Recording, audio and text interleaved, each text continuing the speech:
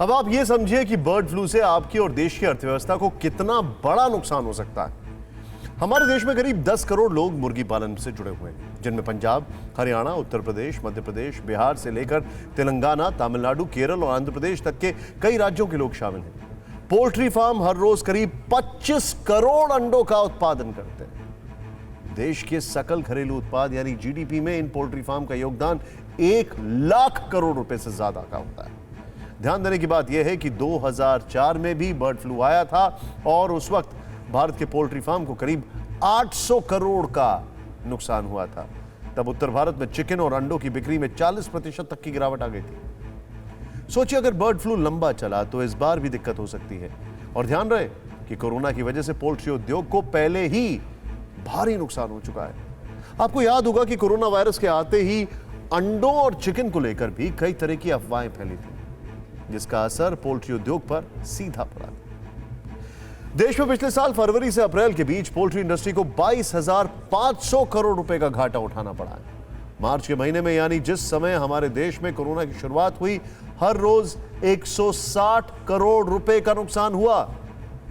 All India poultry breeders association का कहना है कि उस दौरान हर सप्ताह करीब 1100 करोड़ रुपए का नुकसान उठाना पड़ा। पोल्ट्री उद्योग को इतना घाटा तब भी नहीं हुआ था जब कोरोना के पहले 2004, 2006 या 2010 में बर्ड फ्लू आया था। आइए अब आपको दिखाएं कि इस बार देश भर में बर्ड फ्लू की तस्वीर क्या है।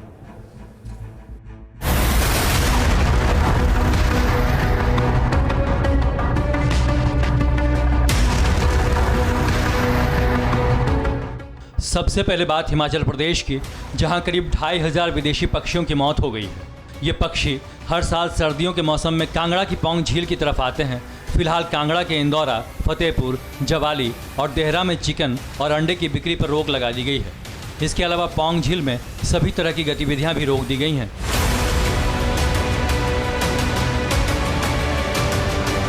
जम्मू कश्मीर के आरएसपुरा सेक्टर में घराना वेटलैंड भी उन बार हेडेड गूज के लिए मशहूर है जो हर साल कांगड़ा की पौंग झील तक पहुंचते हैं, इसलिए यहाँ भी मुस्तैदी बरती जा रही है। इस वक्त भी विदेशी पक्षियों की करीब 150 प्रजातियाँ यहाँ आ रही हैं, जिनकी सैंपलिंग की जा रही है।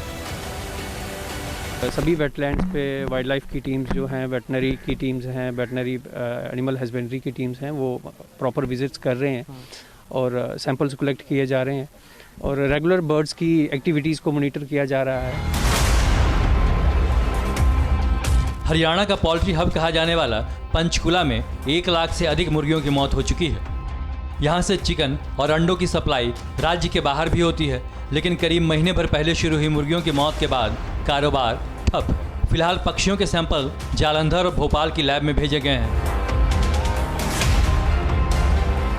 मध्य प्रदेश के इंदौर, खरगोन और मंदसौर में भी करीब 350 कौवों की मौत हो गई।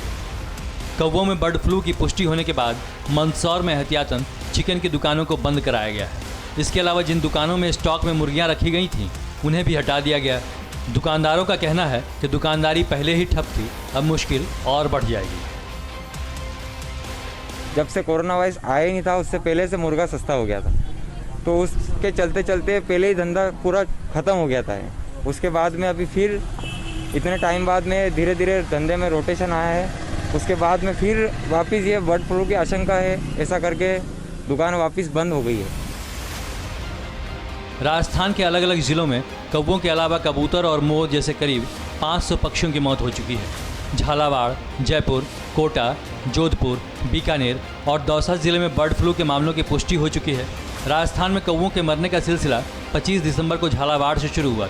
जयपुर के जल महल में भी रविवार को 7 कौवे मृत पाए गए थे। ये अवशेष केवल कौवों में मिला है, ये उसमें पोल्ट्री में नहीं मिला। अभी पोल्ट्री में कहीं से भी अगर अवशेष मिलते हैं तो तुरंत फिर सारा एक्टिवेशन होगा, हमारा विभागों में भी कोऑर्डिनेशन होगा। गुजरात के जूनागढ़ में 50 से ज़्यादा पक्षियों की मौत हो चुकी है। यहाँ के बांटवा गांव में 2 जनवरी को बतख, टिटहरी, बगुला जैसे पक्षी अलग मृत पाए गए, जिसके बाद इन इलाकों में अलर्ट है।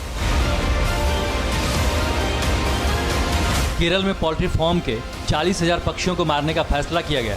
इसके पहले राज्य के अलप्पुझा और कोट्टायम में 12,000 बत्तखों की जान चली गई। सरकार ने पुष्टि भी की थी कि इसके पीछे बर्ड फ्लू ही था, जिसके बाद दोनों जिलों में करीब 1 किलोमीटर के दायरे में सभी पक्षियों को मारने का आदेश जारी हुआ ताकि बीमारी फैल न सके।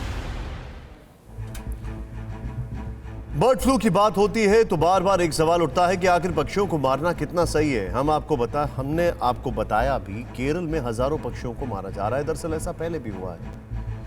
2004 और 2005 के बीच बर्ड फ्लू वायरस को रोकने के लिए सिर्फ एशिया में 10 करोड़ से ज्यादा मुर्गियों को मार दिया गया था। फूड एंड एग्रीकल्चर ऑर्गेनाइजेशन के नियम कहते हैं कि बर्ड फ्लू रोकने के लिए पक्षियों को मारना कानून के हिसाब से सही है, लेकिन साल 2004 में ही वियतनाम में किसानों ने अपनी मुर्गियों को मारने से मना कर दिया। उनका तर्क था कि यह कोई स्थायी समाधान नहीं है।